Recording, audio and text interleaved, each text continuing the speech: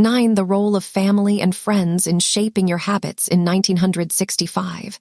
A Hungarian man named Laszlo Polgar wrote a series of strange letters to a woman named Clara. Laszlo was a firm believer in hard work. In fact, it was all he believed in.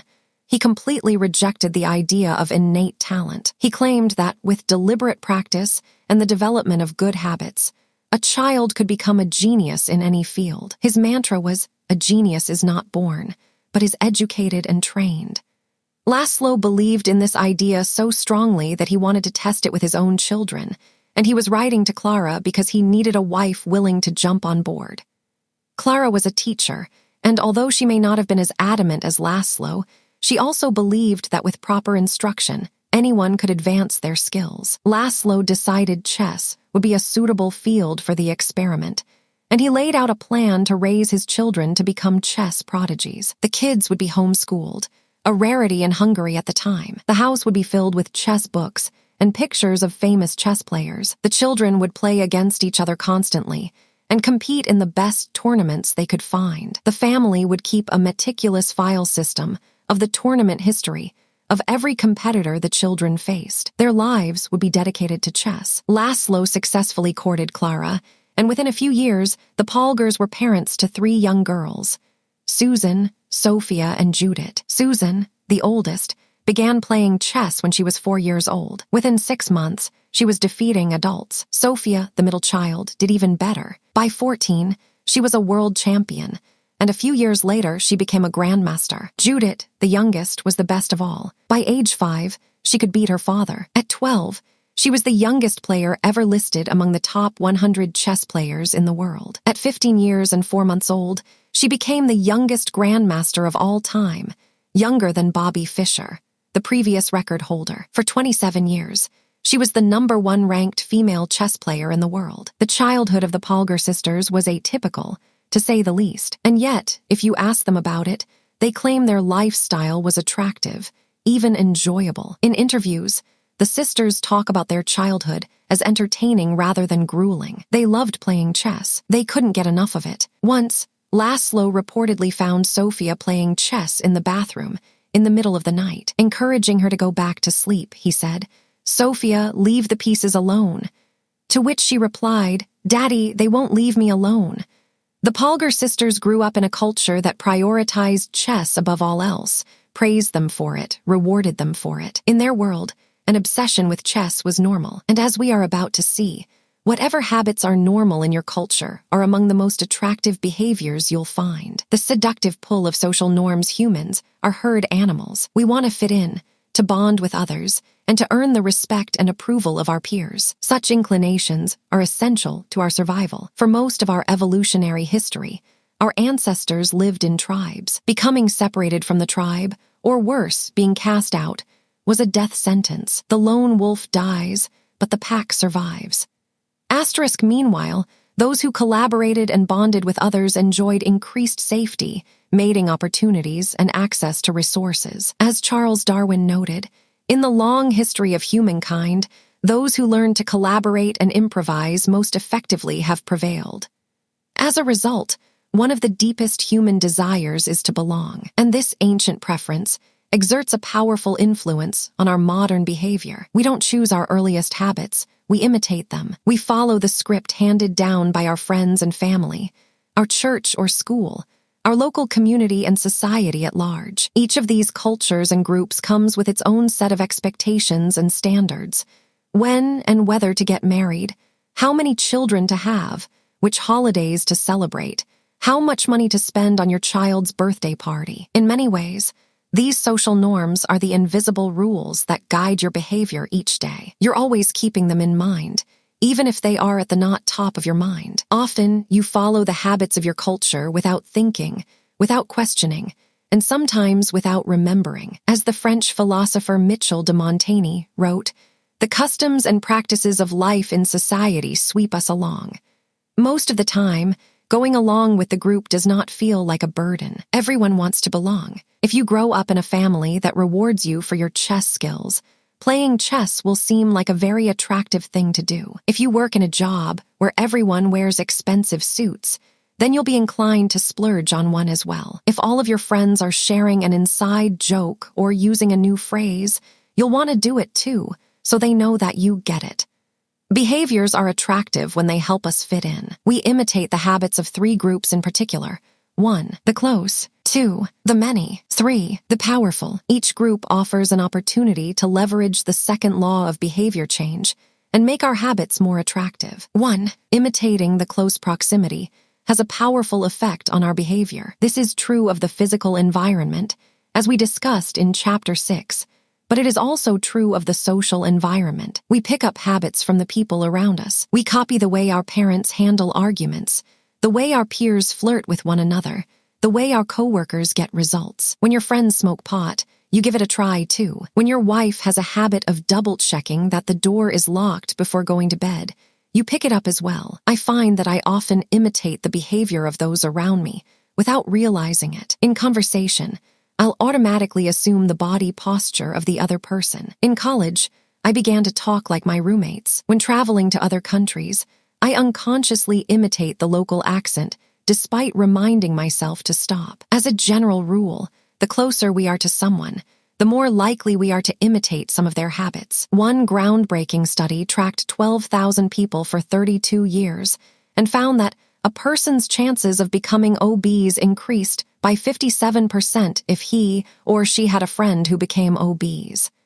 It works the other way, too. Another study found that if one person in a relationship lost weight, the other partner would also slim down about 1/3 of the time. Our friends and family provide a sort of invisible peer pressure that pulls us in their direction. Of course, peer pressure is bad only if you're surrounded by bad influences. When astronaut Mike Massimino was a graduate student at MIT, he took a small robotics class. Of the 10 people in the class, 4 became astronauts. If your goal was to make it into space, then that room was about the best culture you could ask for. Similarly, one study found that the higher your best friend's IQ at age 11 or 12, the higher your IQ would be at age 15, even after controlling for natural levels of intelligence. We soak up the qualities and practices of those around us. One of the most effective things you can do to build better habits is to join a culture where your desired behavior is the normal behavior. New habits seem achievable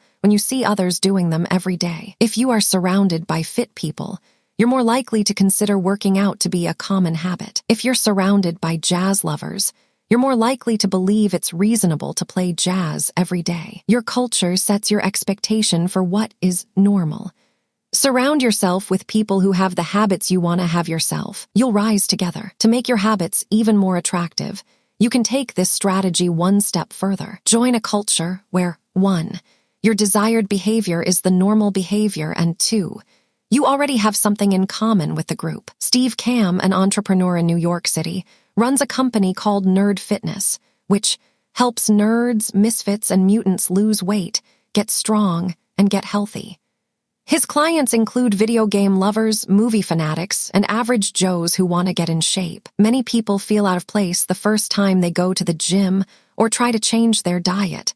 But if you are already similar to the other members of the group in some way, say, your mutual love of Star Wars, change becomes more appealing because it feels like something people like you already do. Nothing sustains motivation better than belonging to the tribe. It transforms a personal quest into a shared one. Previously, you were on your own. Your identity was singular. You are a reader. You are a musician. You are an athlete. When you join a book club or a band or a cycling group, your identity becomes linked to those around you. Growth and change is no longer an individual pursuit. We are readers. We are musicians. We are cyclists. The shared identity begins to reinforce your personal identity. This is why remaining part of a group after achieving a goal is crucial to maintaining your habits. It's friendship and community that embed a new identity and help behaviors last over the long run. 2. Imitating the many in the 1950s.